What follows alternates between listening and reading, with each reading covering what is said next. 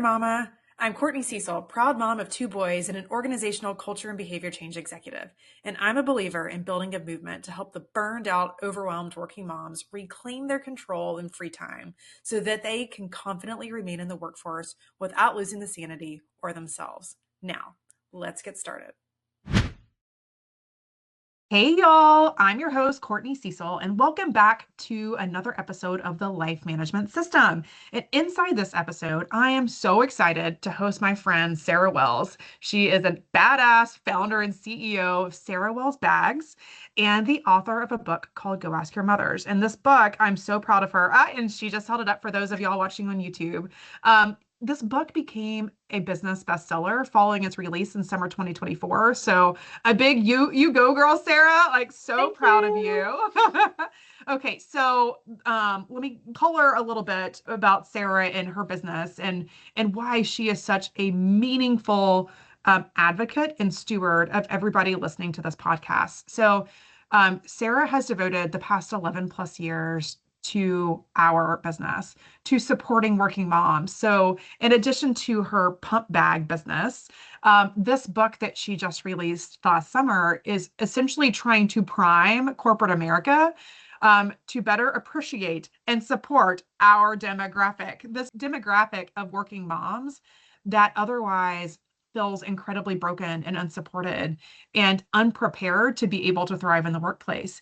And as Sarah so adequately put in her book, she said, this is a quote, by the way, it is her firm belief that creating a mom supportive workplace is the retention strategy in a post-pandemic job market. Y'all know I lead culture. You know how much I care about engagement and retention. That spoke to my heart, both as a mom and as a professional. So Sarah, welcome. So good to have you. And Thank would love, you. yeah, tell everyone like, Great.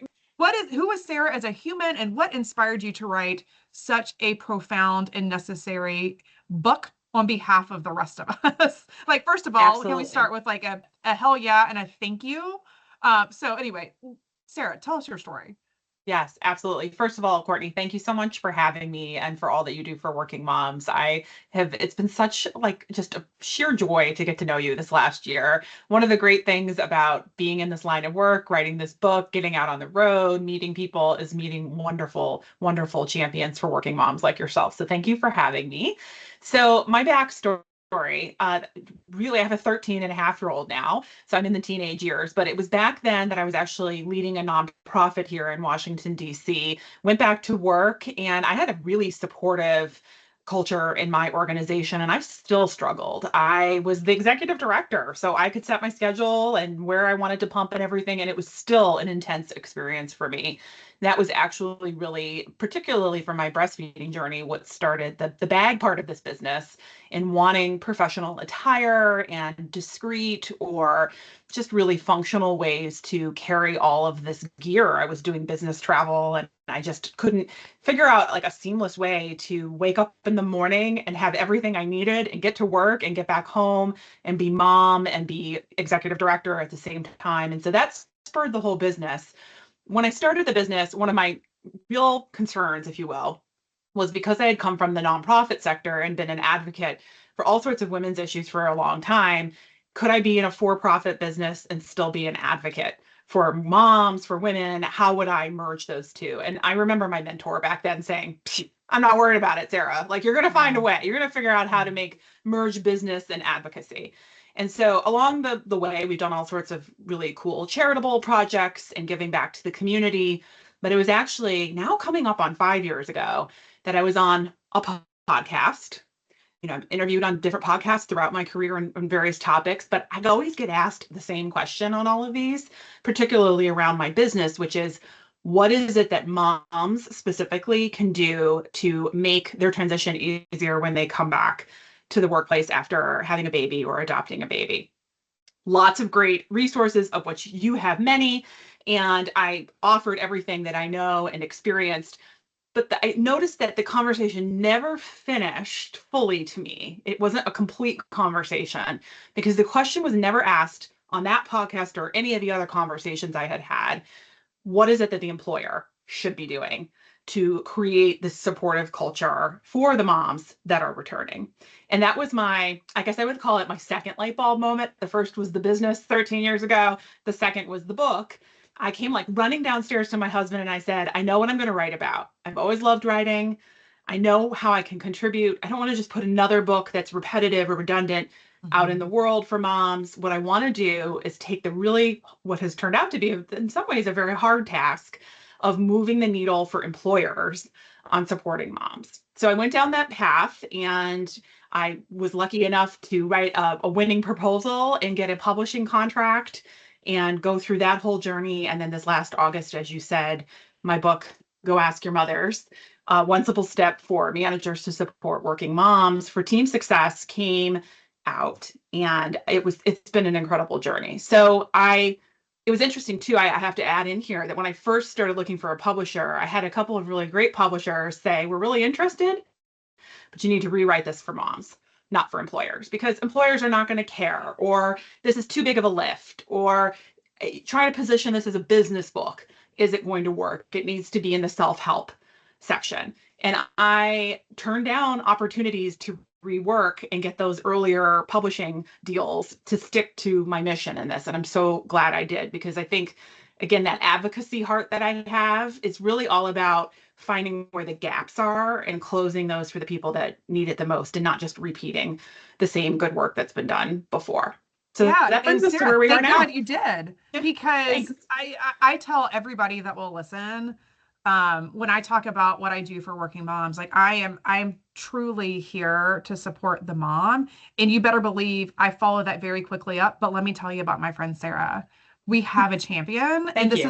this is what she does for us. Like it is Yeah. such a service that you are providing on behalf of every working mom, to be able to continue to illuminate the challenges that we have, and really shepherd a completely new way of living through a dual income society, because society has not caught up. We are not Yeah. where we ideally would be, Right. which puts a lot of pressure on the moms at home. In fact, I am working with a client now who's making the decision on whether or not she stays in work, simply because she feels all of that pressure at home that she's not getting. So that has inspired my movement, but your movement is It's a big. complete movement, right? It's And so for big. me, like I feel like I mean, between the great work that you're doing, Courtney, so many groups and organizations that I've supported, there's so many fierce advocates working with and for moms.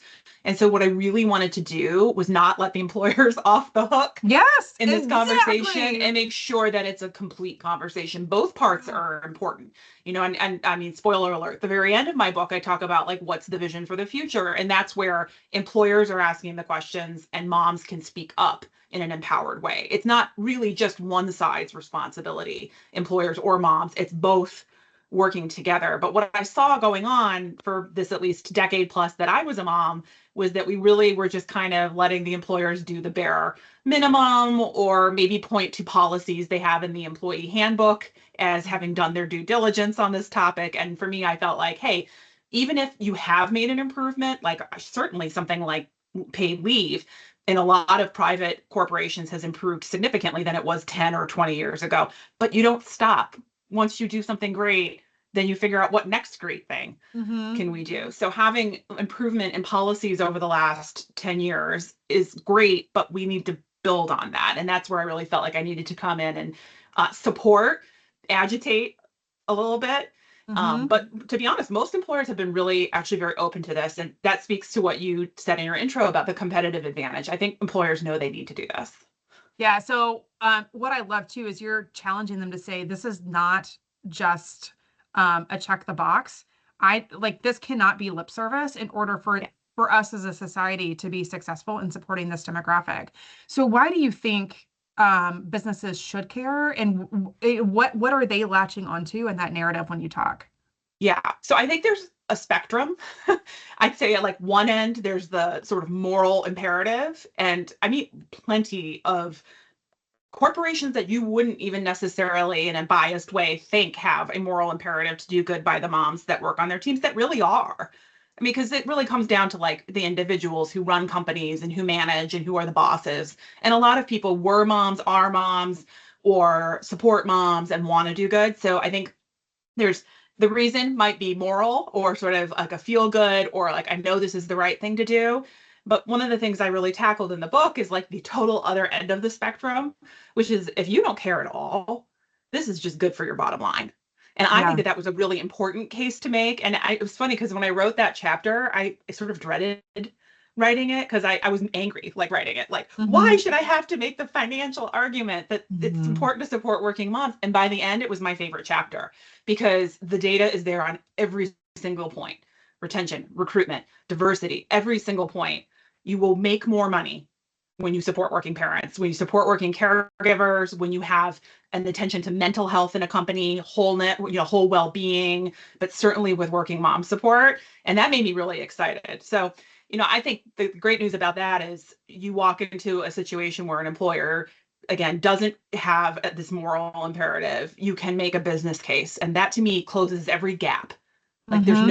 there's no spot left open where someone can really make an argument not to do this. Yeah. Well, the thing that I love too, as again, somebody who leads a major Fortune 50 in engagement related work, and financial services, by the way, like numbers speak to Yeah. them. Yeah. But what leaders often fail to realize that you illustrated there very eloquently is that for every person that leaves the workforce, for every mom that walks out the door, you are losing all of that intellectual capital, all of the investment that you have made, not to mention you are now replacing them with a higher salary. You are now having to pay more overhead in recruiting in order to bring somebody in, plus all of the gap of productivity that's not getting done between when somebody leaves and when somebody comes back. You lay all of that on the line, to be able to your point, pull the rug out from anybody who has anything, who would ever be able to have an argument with that. Yeah, Which and is there were a number of moms in the interviews that I did who said before they were a mom, like well before they were a mom, Mhm. 5 years, 7 years before they were a mom, they were watching what was their company doing with Mm, moms. So not only, as you said, it's hard to monetize or calculate what you would be losing in that employee in terms of beyond the sort of standard salary turnover costs and the intellectual component of it and the institutional knowledge. What about all the other people that are watching that are would-be caregivers at some point who are you may exit and you think, oh, it's not because they're a caregiver because they aren't a caregiver yet, but in fact, that's where they're line of thinking is going. Like, I don't want yeah. to be here when I have a baby because this is not going to be a supportive environment. So ultimately, I think, we can look at the cost of losing someone, but you and I both know it's far greater than what you Hmm. even can put on paper. And I think with women being so increasingly dominant across so many fields now, and if you look at like the next generations coming up, like when I grew up, people were like, oh, women are not in STEM fields. I mean, any of Hmm. those things that we used to say are becoming completely untrue now. Women are just coming into these careers that we weren't into before. And so you can't work around this. You must tackle this head on in terms of figuring out how you're going to be supportive. So I must know, being in the culture space, there are two ways that you change an organization. It is both top down, or by the leadership continuing to beat the drum, and then it is intrinsic, it is bottom up. If I choose to change as an individual, it changes the way that I engage with my team, which therefore engages or changes the way the organization works at a whole. But you went straight to the manager. And Yeah. you made a very compelling argument that the manager is the solution here. Can you talk a little bit more about why you believe that's the pivotal part of being able to shift the experience for moms? Yes, because I think as humans, whomever it is that's in charge that we're working on it like closely with on a day-to-day basis makes it or breaks it in terms of our happiness on the job. Now, every kind of organization has different kinds of managers. I worked in small nonprofits where the executive director was the manager of everybody. Mhm. And there are large corporations where you are working on a department or even just a team within a department. So it depends. But whomever the boss is for you or supervisor on a day-to-day basis makes it or breaks it. I had people from Fortune 50 companies say, our CEO is not supportive of working moms, but my manager is, and I'll stay because of that. Because they'll Oh, fight for yeah. me, Mhm. they like sometimes they even sort of turn a blind eye to what might be going on, Yeah. in terms of the policies to let me have flexibility. Managers Mhm. really are the champion of the team and the people below them. And yes, I would love to see CEOs across the board take this on, but it really strikes me that you could have a CEO that was supportive and a manager who doesn't execute on that. And Mhm. again, that would break it for a mom. So really it's that day-to-day person that you look to who's assigning you tasks and projects and goals, but also really opening doors and having these conversations that makes the difference in terms of staying. Yeah. Well, I plus one everything you said. In fact, that is, for anybody that is seeing this on YouTube, can notice that I am not at home in my normal office. I am speaking to you out of a hotel now in Des Moines, Iowa. And the reason I am here is for no other reason, Sarah, than to talk to our frontline managers about the important role they have in the experience of our employees. So, a plus one, like plus, all the pluses to what you just Yeah. said. Yeah, I think, and then, one of the things that's been interesting is I've been talking to managers in other countries, manager is a skill set. You don't get there from a hierarchy. You get there because you have trained in managerial skill set. It's not trained Mhm. after the fact. It's something that you learn or acquire before you land that role. And in a lot Mhm. of places in the United States, becoming a boss, a supervisor, a manager is like a hierarchical move up that you get promoted into over time. And a lot of managers have said, I landed in this because I was really good at the content, at even some aspects of leadership, but I don't know Mhm. anything about a culture of mom support. I'm Yeah. not a mom. I haven't taken these management Mhm. classes, but I'm already in this job. So I think what you're doing in terms of training is one of the key things that I talk about in the book is we need to support managers to get that training or to have those conversations to be empowered, Yeah. to not restrict them to only send people to HR to talk about culture issues, but to do that directly on their teams and recognize that I'm in defense of managers. Not everyone comes to this role with the firsthand experience of being a mom or really fully understanding how to go about doing this. So that's part of what I hope to equip folks with through the book. Oh, I like that. And so, sometimes it's easy to hide behind the fact that I'm not a mom or I don't have kids or whatever as an excuse. But what I hear you saying, and I believe, is no, this is a business imperative and it is a skill set you need. Yeah. You are, in order to be a steward to your organization, this is a responsibility of yours to learn and to get comfortable with. Even Yeah. though it's uncomfortable, like that's part of your own growing pains as a manager that you need to go through. Absolutely. In fact, some of the companies that I've encountered that I would say are leading the way on this is one of the first management trainings they do with their Oh, managers wow. is creating a culture of support for and broadly caregivers because my Yeah. focus on the book in the book is moms. That's what I am, what I know, Mhm. what I've experienced through my business. But one of the things that I do point to in the book is that's really cool is that when you support moms, you also learn to support dads. You learn to support other Mhm. kinds of caregivers that are increasingly caregiving for elderly folks, for your neighbors, for whomever needs support. And it's like catching. So you Mhm. care about moms, you care about mental health, you care about work-life balance in your organization. And I think it's some people are really making this an imperative to do this right off the bat with new management training. And I think we will see that those companies financially will rise to the top. Yeah. What's funny? Going back to what you were talking about and the difference between America and other countries is yesterday on my way to the airport, I've been using the same driver, same taxi driver for the past 12 years. And he and his brothers all come and pick me, like they just take turns picking me up based on who's available. But they're from Pakistan. And we were talking about the difference in the ability to support working moms and elderly parents is very different over here than it is where they came from in Pakistan. Because in most other countries, like my husband's from Colombia, his mom's from Colombia, South America, it's a family house. Everybody lives together, and we are inherently behind the ability to do that. So, in order to keep society from collapsing in America in a dual income society, we have to figure out how to support caregivers at large. To your point, it's not just it's the larger population of caregivers, because unlike many of our parents' generation and before, where people, even if they weren't living at home, they were living down the road from their parents.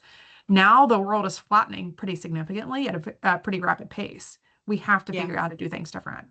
And I think, similar to making the business case for everything we're talking about supporting working moms, I think caregiving talked about in the framework or through the lens of being an economic issue is a really good thing.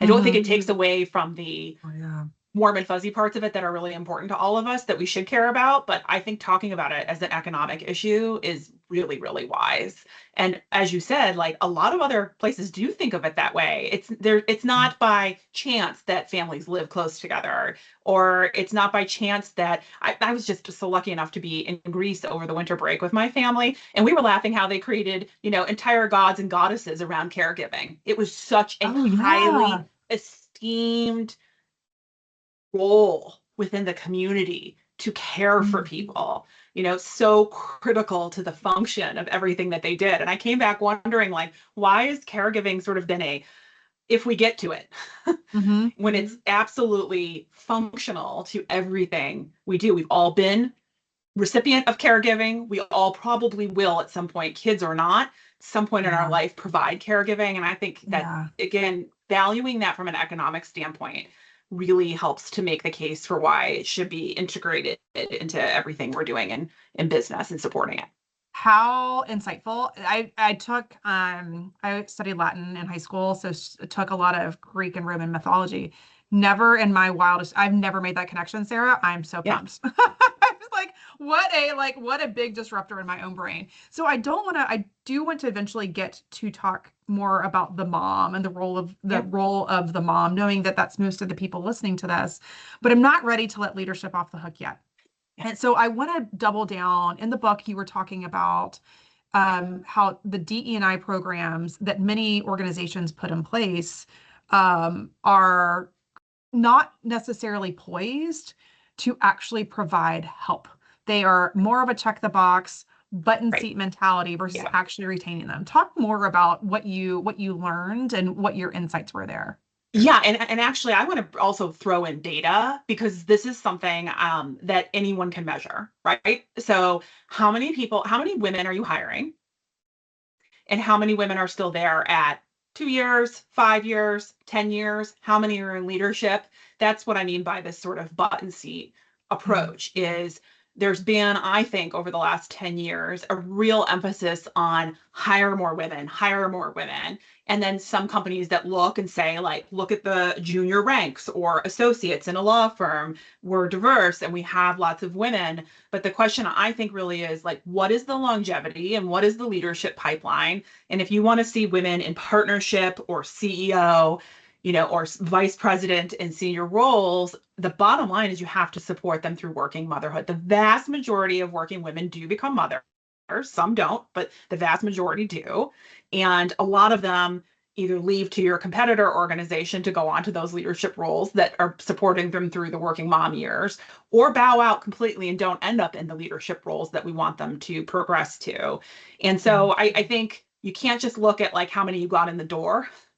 You really need to look at who are you retaining. I was at a book tour stop, and a woman came up to me from HR in a really large company, and she said, "I'm so excited because I have been empowered by our leadership to do exactly this data study that you're talking about. And I've been looking at 1 year after having a baby, whether people have stayed." And I said, I want you to look at 2 and 5 years as well. Like, really track this. It's not just, did you succeed in getting them back in the door after leave? How are you supporting them through their second child, as their child gets on the bus? We all know, those of us who have sent kids off to elementary school, it rocks your world a second time because suddenly you're like, what are we doing with them before and after school? And now we have a whole new level of caregiving. The continuum of parenthood needs to be supported the whole way. And so I think the excitement around like being able to measure some of these data points will also reveal the truth on whether these initiatives that are going on are really sticking. Because, Yeah. again, it's not just about getting junior women in the ranks, it's about supporting them in the long term. Again, coming back to the business case, all the data that I looked at said the more women in leadership, the more bottom line the company benefits from. Yeah. Increasing number of large investors, for instance, who will not Mhm. invest in companies or unless they have women on the board or women in the senior leadership ranks. And certainly you can pull women laterally from other companies. But Mhm. at some point, you want to be building those women up through your own organization, but you have to support them in those earlier years to get there. Exactly. I mean, that's what's actually going to get them in the door. And what you were saying between the lines there too, Sarah, is so many organizations have a retention problem at that upper middle because you are in the messy middle of your stage of life. You just don't have time or mental capacity to meet the organization where they are if they're not meeting you where you are. So it Yeah. is also as much as anything it particularly in certain industries. Like I came from professional services, our our females our moms are walking out the door at manager because there's no way they could ever see themselves a partner. But a lot of that stems from the level of unsupport they are Right. getting in the organization. And knowing that so many of the people listening are moms themselves, they're not necessarily the leaders of the organization yet. Right. I also would like to call out to the fact that many of them are participating in ERGs, and the Yes. points that you just made right now, that's a narrative that they can pull forward in their organization. So they can get curious and ask the question of their DE&I leaders, hey, I know that we're tracking numbers and I'm really proud of that, but Right. that's not enough. So there is something like there is an action that even in this, it is kind of like reverse engineering Right. up the organization to help ask the curious questions and help them dig in and we as moms ourselves can illuminate some of the opportunity where it might not be happening from the top down. Yes, and I wanted to add, I was really moved again on another book tour stop. I was at a law firm and actually heard from a dad who was co-presenting with me. And he talked about from the employee or parent perspective, really looking at what the benefits and culture of support are and making sure they're being fully utilized from the bottom up. Mhm. And his example he gave is their law firm offers them a paternity leave, but a lot of the dads kind of have a culture of coming back and saying, "We have 6 weeks, but I only took 4." As Mhm. like a positive thing, like as a show of and he said, I took every bit of the 6 weeks, even though I might have been dying to get back and use my adult brain, because that is how we in the non-manager role then pass down to the people who come after us the Yes. ability to utilize these benefits. So I think like one of the first things moms could do is actually just look at like what is offered. Again, everything from what I would call culture elements to actual hard policies, and make sure Mhm. through your resource groups that people are actually aware of all of them and Yeah. utilize them to the max, right? And make sure that Yeah. we're not passing by things that may be available. And then again, to your point too, like advocate and ask, what data could we collect? Could we get a lactation room? Like you don't know if you don't ask. And I talk a lot in the book, like some of us in professional careers don't have as high a risk in making the ask. So I think Mhm. if your risk is not losing your job, you're not going to lose your job over Yeah. asking. I think you should ask. One of the things that was really important to me in this book is to make the point that there are a lot of moms in this country that cannot ask, right? That Yeah. the risk of Yeah. asking is too financially great, and that's where the employer part of this comes in, and where employers have Yes. to be doing their work too to create that safe space where moms can speak up. Yeah, I care a lot about psychological safety and the workplace, given my culture space. And the other thing I want to double click on what you just said, Sarah, is that one of the ways that men can support us is taking their paternity leave. So if you are lucky enough to work at an organization, I unfortunately, you probably didn't either because we had kids before this wave. My husband got 0 days. Um, so those of you that have husbands, encourage them to actually take the full leave that they are granted, because when they are leaving themselves, and I actually had a lot of heartburn over this in the beginning. I just kind of was like, this is bullshit. Like you didn't have, so there, because there is such a difference between somebody who carries a kid and is going through postpartum hormone changes and body changes and that sort of thing versus other caregivers. Perhaps we deserve an extra month or whatever to just account for the fact that we are going through immense change. But as I have gotten closer to the material, I realize my perspective has shifted. That the more the men are taking these, the more it normalizes this perception that women or new moms in particular, are less than or not as committed or whatever it may be. No, that's crap. And that our husbands can help us with that by Yeah. taking the leave that they are given, because that kind of normalizes the playing field a little bit. Absolutely. And I think I struggle with the same question that you have as well Mhm. about, the role of men and women in this. But I think the other thing to keep in mind is it gives dads the opportunity to really engage more with being a new parent in a way that never existed in previous generations. And if you're talking about trying to share the burden, the workload of being a parent, like what better way than to be there physically present for weeks with your significant other to learn the ropes and get to know that child and be a part of that. So I think we want dads to have that opportunity in there too. I talk a lot in the book about how when you support one parent, it like supports the other parent. Like for instance, there's amazing evidence to show that when you support women who choose to breastfeed, to have that lactation space, the time they need, whatever, dads benefit Mhm. because kids get sick less.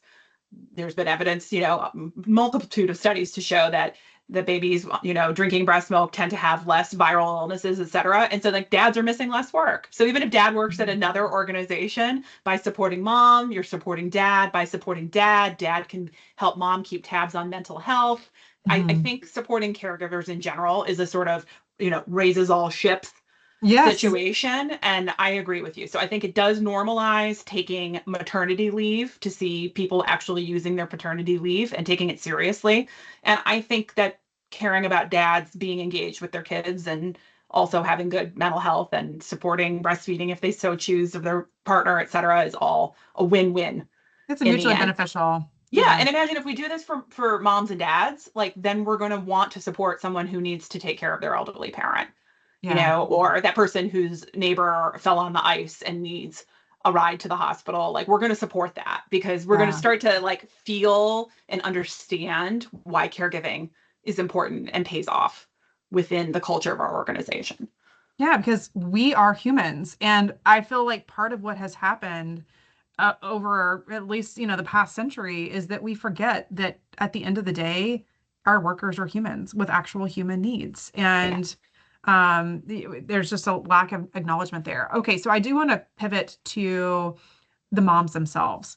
In the book, you said that 69% of moms said that childcare benefits were a top priority in their job search. And I believe that to be true. Just this past weekend, I was at a goal setting summit.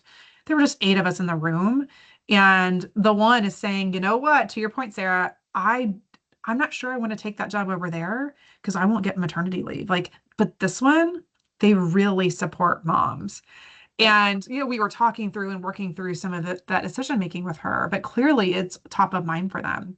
So let's pretend that I fell in love with an organization and it's the right move for me for whatever reasons, financial reasons, career growth, whatever it may be, but they've got a pretty antiquated system.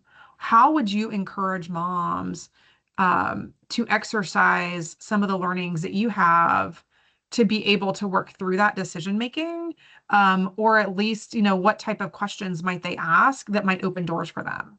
Absolutely. So I come from like the more old school line of thought that you particularly wait till you have a job offer to ask those questions. But one thing I just want to mention, so many of the moms that are a generation younger than me that I interviewed in the book said they're asking these questions in the interview before they have the job offer, which Mhm. again, I come from like the old way that would say, shh, don't talk Yeah. about parenting in an interview and they're like, heck no, if they won't hire me because of that, I don't want to work there, which I find Yeah. so empowering. So I think it's going to be interesting to see, I kind of give even employers in the book a little like heads up. You're going to get hit with these questions like much earlier than you ever anticipated in the process in the coming years. But I think if you found an organization you love, I think it has to fit the whole picture if you're a working parent. So, you could take the job and give it a whirl, knowing that it could be a risk and you may have to make a move if they're not receptive to your, questions and change. You could inquire to see whether they have an employee resource group, as you talked about, to see if there is some sort of mechanism for talking about what it is that you want and need.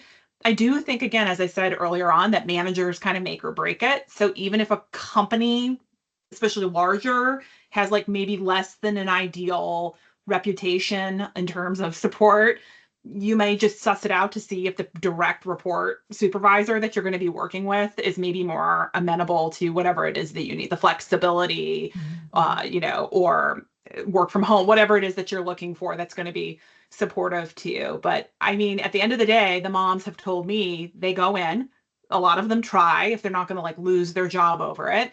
And if it doesn't meet their needs, they leave. In fact, like a number of the interviewees left while I was interviewing them because they were just said, Oh. I went in, I asked, they wouldn't do it.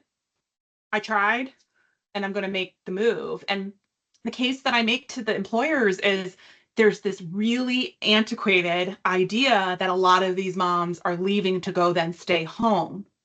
Yes, that's true of some.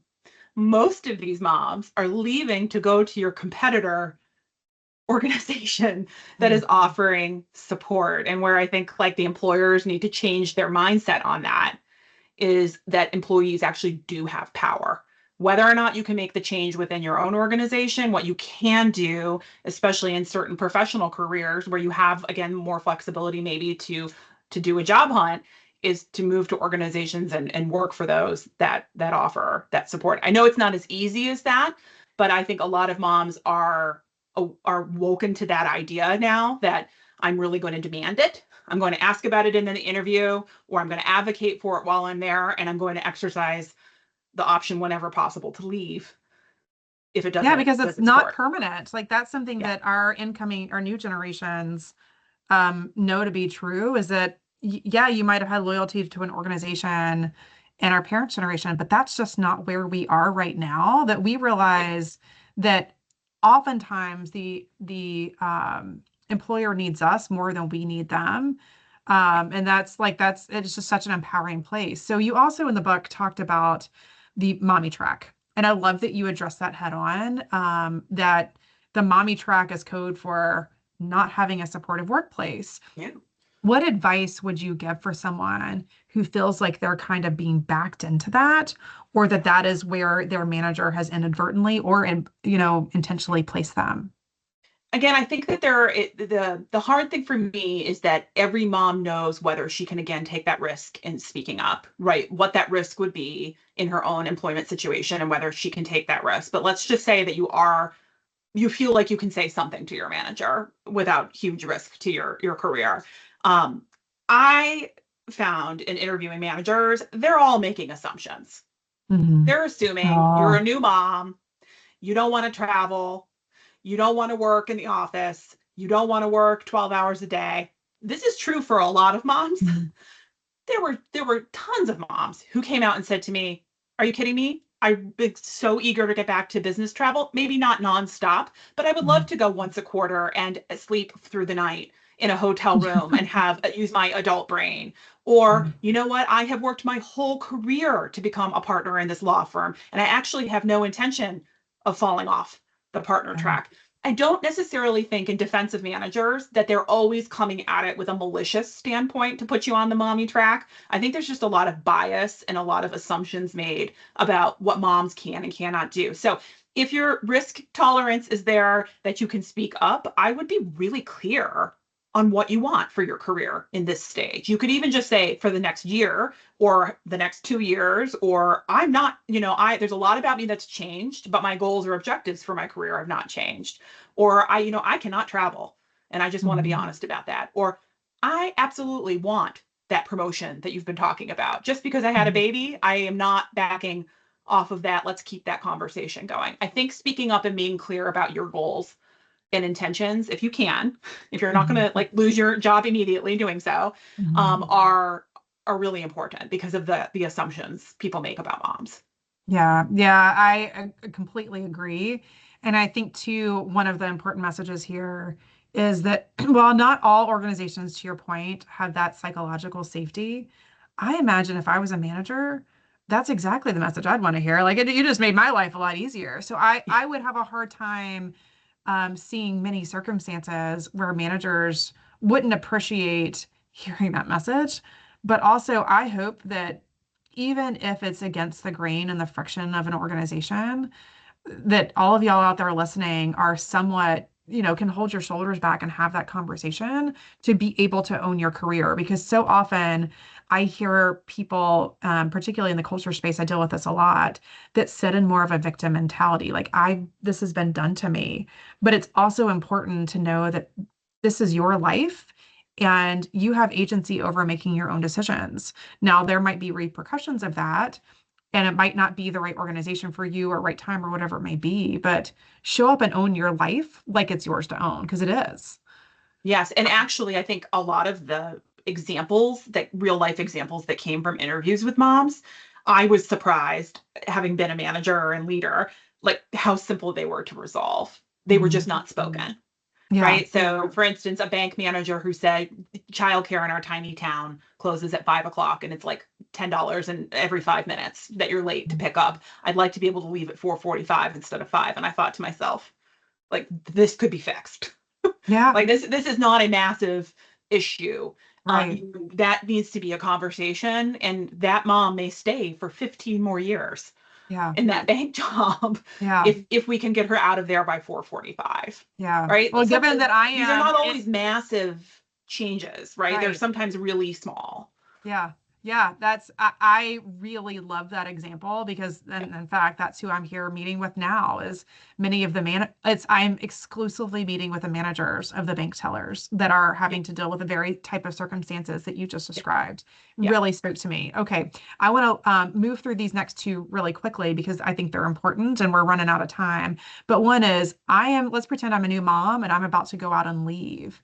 You talked about the value of a transition plan, alleviating some of that worry. What elements, like lightning fire, do you think that I should be considering if I was that new mom? Yeah. As the mom, I would write down your anxiety points because I think that they're different for every mom.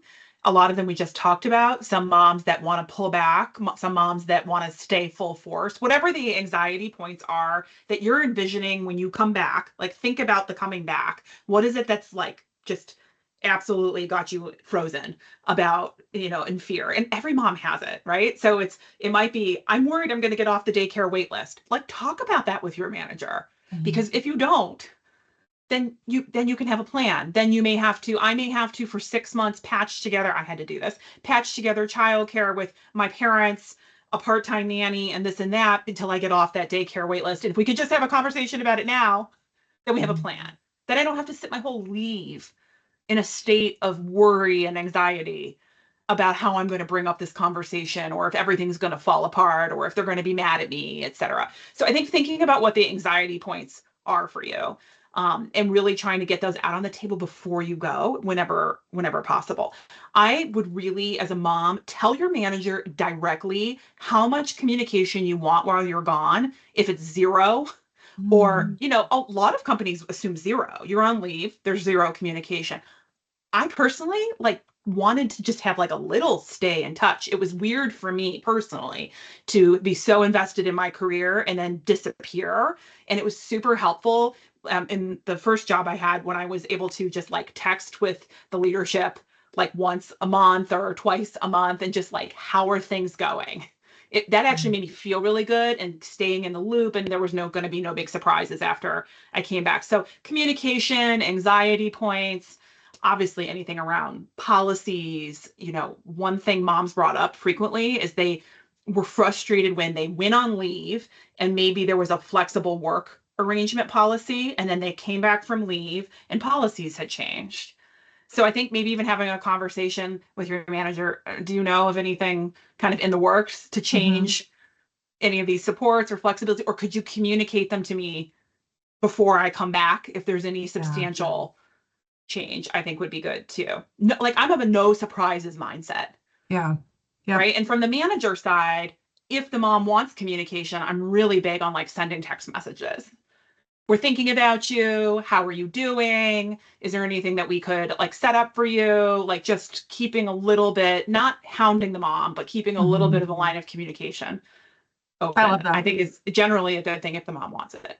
Yeah, yeah, I love that. And if the, to your point, if the mom wants it, I was on a mom group. I'm part of a mom group here in Charlotte, um, that like it's a Facebook group, and they were talking about managers texting, Yeah. and I was shocked. Like I'm a very high touch person because in the interest of showing and demonstrating support. So I think I was shocked that it was a trigger for some, because it's just not how I think or operate. But the point being, you get once again, it is your life. You have the Yeah. agency of having that communication. Like you start the dial. If your manager's not there, manage up. Right. Because this is your time. And I just love that you called out the importance of talking about what your communication expectations and hopes Yes. are, Yes. because that, I mean, it just takes everything off the table and puts you in a You're right. And place of, people feel yeah, both ways. Some people would yeah, be really offended to be bothered. yeah. And I'm going to be honest with you, I'm so sensitive. I would be really offended if someone didn't ask how I was doing. Yeah, I no, would think I they would be too. forgot I about was the me. exact opposite. I was I like, would think they I would would forgot that, like I like some sense of self-importance to the yeah, organization, right? Like yeah, I like it's a yeah, big deal that I left. Like yeah, I wanted to still feel like I was important yes, to them even in that. So again, this is you know, throughout the whole book you've seen as you've read it and as others will see, it's all individualistic. There's no one way to do this. It's all grounded in communication. It has to be this conversation with moms speaking up and managers asking, because every mom has a different feeling about all of these things. And I think to managers that can feel overwhelming, but I actually think it's quite simple. And then, you know, it's not, you don't have, these are not like large policy changes we're talking about. It's just kind of having some back and forth to get a good feel on how to have a relationship with the people you work yeah, with. yeah, yeah. The reason that my program, the life management system, is individualized is because every one of us has a very different perception of what we want Totally. our experience to look like.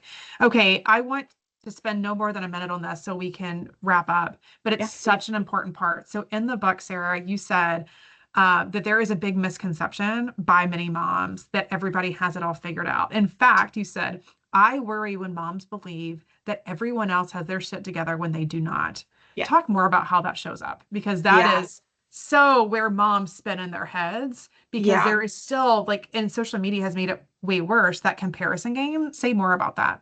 Yeah, we do not all have it figured out. It's all individualistic. We just said that. We're all individually figuring out this every day, and everything has factors and variables that influence live, what your childcare is, whether you have a partner, what kind of career you work. All of this is, and so everybody, there's no cookie cutter that other people are following that you somehow didn't get the manual for. We're all just figuring this out as we go. Nothing spoke to it as much for me as last week when I was telling you we had 4.5 snow days after a 2.5 week winter break. And all week long, I cried twice, and I had a meltdown at least once, and I like took a nap, an excessively long nap in the middle of the workday another time, and I really didn't feel like I was doing anything right. And then I got to the end of the week, my kids were so happy, fed, I mean frozen pizza, but fed, right? They had a totally fun, they were healthy and safe and here under our house. I actually accomplished at least a couple of things with work, and I thought like I didn't have it all figured out, and it was upsetting at times, but at the end of the week I was successful with both. And so like we're not always feeling 100% great about either or both at the same time. But I think if you look at it, you take a step back and you look at it a week at a time, a month at a time, a year at a time, you'll say like, okay, I did it. I completed my Yeah. job. I'm meeting some goals. I'm a great mom. You know, you really got to look at it in that more global, like 30,000 foot view, and you'll see that you really are doing it just as well as everybody else.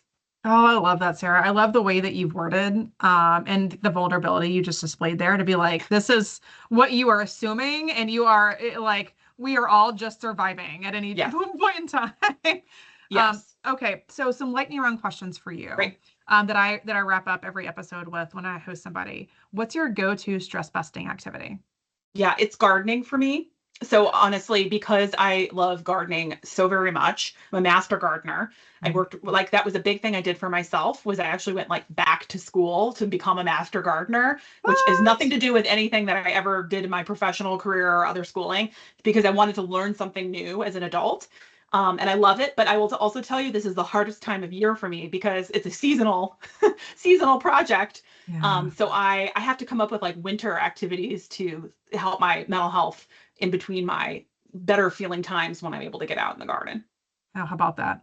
Okay, last book or podcast you loved? So I'm reading right now Revenge of the Tipping Point by Malcolm Gladwell. Oh, Since I was a little kid, like I would have my lemonade stands and I would sit there and like psychologically and analyze why people were getting what they were getting, why they would spend the money or not, why they would walk by and not patronize my lemonade stand. So I'm a Malcolm Gladwell super fan because I uh-huh. love thinking about why people are influenced positively or negatively to do what they do. So I'm excited to be in his book. Yes, I am also a huge Malcolm Gladwell person. In fact, this is part of why I had my son when I did, my oldest. I got very lucky, God bless me, with fertility. But I was able to get like everything stemmed back to like my life plan has been a Malcolm Gladwell book.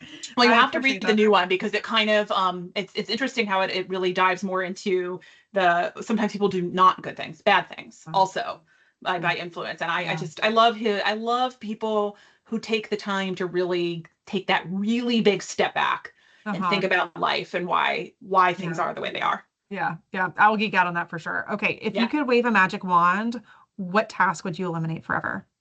Dishes, doing the dishes. So it doesn't matter how many dishwashers we have. Whoever, like we have people that help us do that. My husband pitches in, it's never done.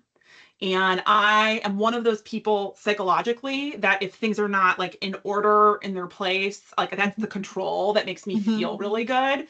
And Hmm. so I would just like somehow, but I also cook two, 3 meals a day in this house. So I would get rid of dishes. It really actually is just like a total drain for me. So Well, I don't know there's what the nothing magic is. wrong with using paper plates, Sarah. If that I will, know, and we do like, at times.